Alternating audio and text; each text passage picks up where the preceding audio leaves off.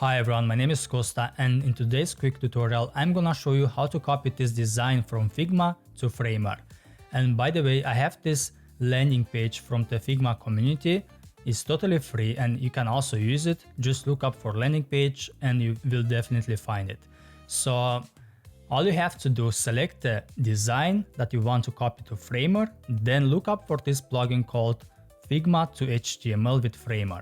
Click on it and then wait for a few seconds until this plugin is gonna copy all the layers from the design. Once it's done, this panel is gonna show up and you have to click on copy to clipboard. Then go to Framer, select a breakpoint and paste it inside. Now again select the breakpoint and make sure that the height is fit. So as you can see, in 1 minute or so I just copied an entire design to Framer.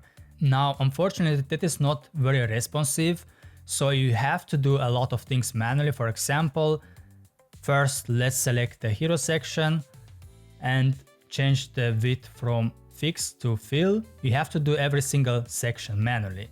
But still I think you save a lot of time by using this plugin, so let me do this very quick.